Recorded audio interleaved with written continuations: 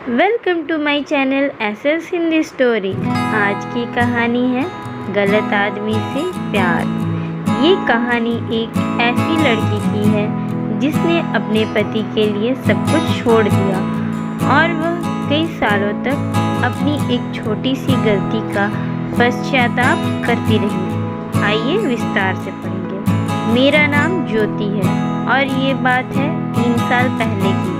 मेरी नई शादी हुई थी। वैसे तो मेरी शादी अरेंज्ड मैरिज थी, लेकिन शादी से पहले मेरा एक बॉयफ्रेंड भी था जिसे मैं बहुत प्यार करती थी। उसका नाम अभिनव था। शादी के बाद अभी 1 महीना ही हुआ था कि मेरे पुराने बॉयफ्रेंड को मेरे ही ऑफिस में नौकरी मिल गई जिसका नाम अभिनव था। मुझे इससे कोई फर्क नहीं पड़ा क्योंकि मेरी शादी हो चुकी थी, लेकिन फिर भी पता नहीं मुझे क्या सूझा कि मैं अभिनव से बात करना शुरू कर दी। आखिर एक ही ऑफिस में तो थे। एक दिन मैं ऑफिस के वॉशरूम से निकल रही थी कि सामने अभिनव खड़ा था। वो मेरे करीब आया, आंखों में आंखें डालने मुझे घूर रहा था। वो मेरे और करीब आया और हमने एक दूसरे को किस किया। उस वक्त पता नहीं मुझे क्या हो गया था। मैं शायद भूल गई थी कि मैं शादीशुदा हूँ। कुछ देर बाद मुझे थोड़ा होश आया और मैंने अभिनव को एकदम से अपने से दूर धक्का दे दिया और जाकर अपना काम करने लगी। अभिनव ने मुझे बहुत समझाया, लेकिन मुझे पता था कि शादी के बाद ये गलत है। मुझे इस बात का इतना अफसोस हुआ कि मैंने नौकरी छोड़ दी और फिर कभी ऑफिस नहीं गई। मुझे ये बात अंदर ही अंदर खाए जा रही थी कि मैंने अपने पति, जिसका नाम संदीप है, उसके साथ धोखा किया और यही बात मुझे दिन रात परेशान कर रही थी। यूं ही 3 महीने बीत गए।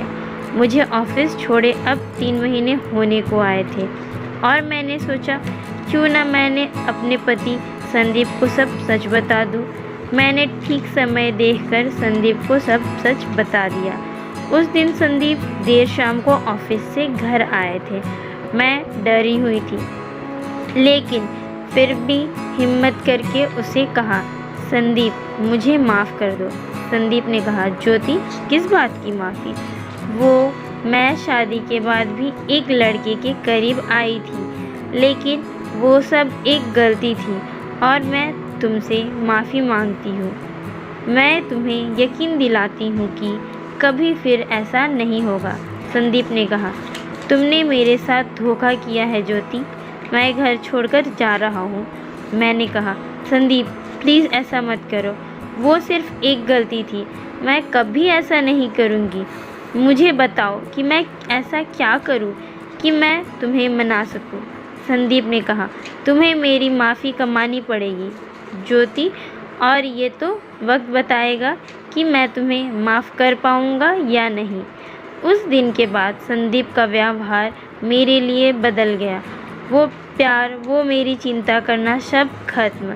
संदीप ने मुझे मेरे दोस्तों से मिलने के लिए मना कर दिया। वो मुझे हर बात पर टोकने लगा कि ये करो, ये ना करो, और मैं भी संदीप की माफ़ी पाने के लिए, उसे खुश करने के लिए ये सब सहती रही। मैं संदीप के लिए हर रोज़ उसके पसंद का खाना बनाती थी ताकि वो एक बार मेरी तरफ मुस्कुराकर देख ले। हर वक्त उससे मुस्कुराकर बात करने की कोशिश करती थी ताकि उसका मूड ख़राब ना हो, लेकिन मेरी सभी कोशिशें नाकाम थीं। इसी तरह 3 साल बीत गए और संदीप के व्यवहार में कोई फ़र्क नहीं आया। एक दिन मुझे तेज़ बुखार हो गया। मैं बिस्तर पर पड़ी थी और मैंने संदीप को फ़ोन किया और उसे कुछ दवाइयाँ लाने को कहा। संदीप गुस्से में, तुम्हें पता नहीं कि मैं ऑफिस में हूँ? दवाइयाँ क्या इतनी ज़रूरत है तो खुद बाज़ार जाकर ले आओ। उस दिन मुझे एहसास हुआ कि माफ़ी तो दूर की बात है, संदीप के दिल में मेरे लिए थोड़ी सी दया भी नहीं है। मैं उदास टूटे हुए दिल से अपनी ज़िंदगी के बारे में सोचने लगी। फिर कुछ दिनों के बाद मैंने सोचा कि मैं सब कुछ भुला दूँगी। और एक दिन मैं बड़े अच्छे मूड में बाज़ार घूमने के लिए गई। बाज़ार के एक रेस्टोरेंट में मैंने देखा कि मेरे पति एक औरत के साथ बाहों में बाहें डालकर बैठे हैं। मेरा दिल एक बार फिर टूट गया। जिस आदमी के लिए मैंने इतने साल अफसोस किए, वो तो किसी और के साथ रंगरलियां मना रहा था। मैंने घर आकर संदीप का लैपटॉप देखा तो हैरान रह गई। संदीप कई लड़कियों के साथ रिलेशन में था और यही नहीं, वो मुझे शादी से पहले से ही धोखा दे रहा था। उस दिन मैंने सोचा कि अफसोस और प्रायश्चित करने की ज़िद ने मुझे अंधा कर दिया था।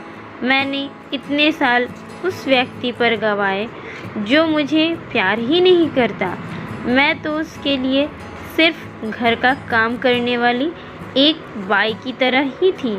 उस दिन मुझे एहसास हुआ कि मुझे सिर्फ अपने दिल की आवाज़ सुननी चाहिए थी।